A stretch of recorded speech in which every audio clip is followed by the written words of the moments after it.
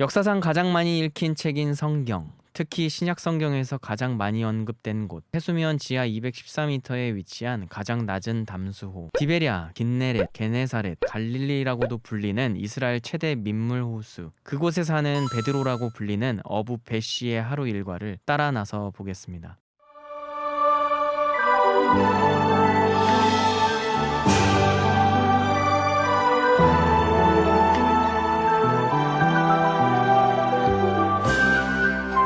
길이 22km, 너비 13km, 둘레는 55km의 이스라엘 북부에 위치한 갈릴리 호수. 이곳은 히브리어로 키노르, 수금을 닮았다고 하여 얌 키네렛이라 부르죠. 현재 기원 후 30년, 이곳 갈릴리 호수는 16개의 인공 항구에 약 230척이 정기적으로 어업을 할 수 있을 정도로 수산업이 발달되어 있습니다. 어부 베시가 살고 있는 이 마을은 가버나움인데요. 이 마을은 갈릴리 호수 북편 해변에 위치해 있습니다. 화산 활동으로 생성된 현무암 지대가 세워진 마을 전체가 1층은 검정색 벽으로, 2층은 검정색 벽과 회칠로 덮인 집들로 이루어진 진풍경을 자아냅니다.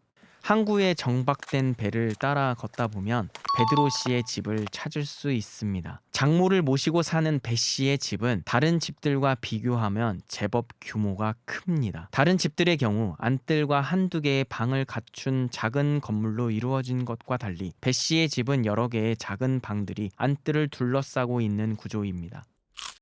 아침이 제법 지나고 나서야 밤샘 어업을 마친 배씨가 무거운 몸을 이끌고 집으로 돌아옵니다. 배씨의 일과는 물고기를 잡는 것으로 끝이 나지 않습니다. 갈릴리 호수산 생선과 그 가공식품들은 주요 단백질의 공급원인 동시에 맛이 좋기로 정평이 나 있어 예루살렘뿐만 아니라 로마 제국의 중심부인 그리스, 이탈리아 지역과 해안길을 따라 이집트까지 수출됩니다. 배씨는 각 잡은 생선의 일부를 현지 시장에 팔고 나머지는 자신의 마을에서 5km 정도 떨어진 막달라라는 마을로 가서 생선 가공업체 중개상과 흥정을 마치고 돌아오는 길입니다. 막달라는 타리카의 그리스어로 생선 절임 가공 마을이라는 뜻의 이름으로 불렸는데 로마 제국 전역으로 수출되던 생선 가공식품의 생산지였죠. 모든 게 풍족해 보이고 더할 나위 없어 보이는 베드로 씨이지만 그에게도 요즘 말 못할 걱정거리가 있다고 합니다. 여러모로 어획량도 좋고 헤롯 대왕 시대 이후 로마와의 관계도 우호적이어서 생선의 수출도 활발해져 수입이 늘어났지요. 하지만 갈릴리 지역을 다스리던 분봉왕 헤롯 안티파스와 로마 황제 관리들은 이를 그냥 두고 보지만은 않았지요. 이들은 이것을 많은 세금을 벌어들이는 기회로 이용하나 봅니다. 몇몇 선주들에게만 조업권을 승인하고 조업권에 대한 면허권을 부여하고 어획량과 어구 사용에 세금을 부과했습니다.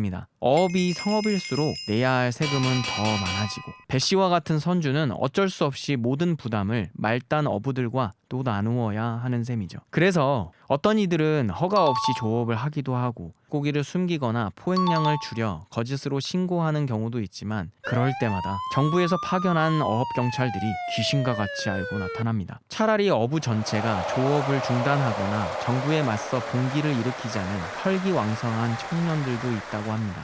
하지만 장모의 처자식을 건사해야 하는 배씨와 같은 대부분의 가버나움 어부들은 선뜻 이러지도 저러지도 못하는 처지이네요. 이제 집에 도착한 배씨가 안뜰 한켠 그늘에 자리를 펴고 앉아 밤샌 피로를 잠시 풀어봅니다. 큰 배를 다루는 선주의 집답게 안뜰 여기저기 청동과 철로 만든 수많은 낚시바늘, 다양한 무게의 그물추와 그물 수리바늘이 널브러져 있습니다. 안뜰 가장 안쪽에 위치한 한 건물, 배씨의 집 방으로 보이는데요. 마침 그 방문을 열고 어디론가 이동하는 배씨의 아내가 보입니다. 그녀가 안뜰 맞은편에 있는 한 작은 부속 건물로 들어가는데요. 그곳은 이름하여 생선 가공실. 다른 갈릴리 해변가의 집들에서는 흔히 볼 수 없는 특별한 어류 가공 시설입니다. 이곳 갈릴리가 건기인 봄, 여름, 가을철에는 습하고 더운 지역이고 우기인 가을, 겨울, 봄철에는 비가 많이 내리니 어류가 금방 부패하기 쉬우니까요. 이제 그녀는 갓 잡아온 물고기를 세척하고 염장을 시작합니다. 배씨 부부는 염장할 때 꼭 사해와 팔미라에서 난 소금을 고집했는데요. 그래야 염장하는 물고기가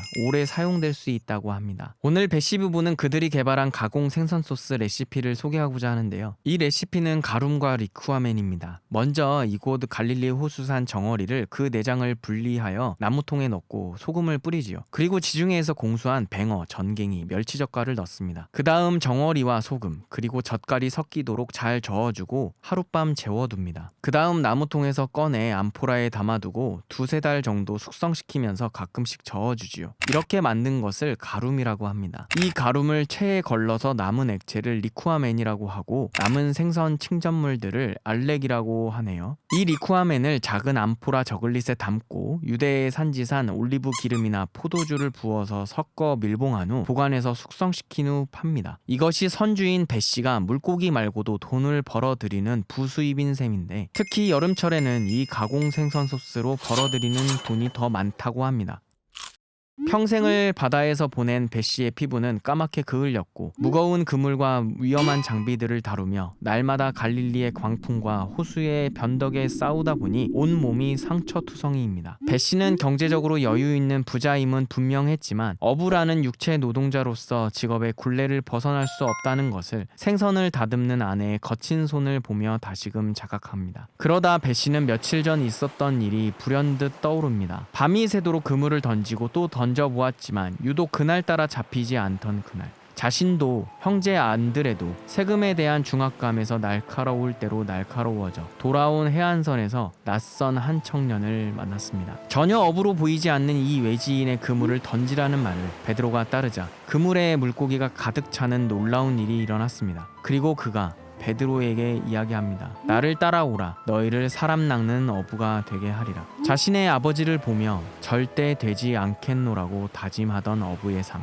어부가 되라는 부름에 배도 그물도 모두 뒤로 하고 맹목적으로 그 청년을 따랐던 자신을 배씨는 회상합니다. 잘은 몰라도 그가 말하는 사람을 낚는 어부만 될 수 있다면 어부도 나쁘지 않을 텐데.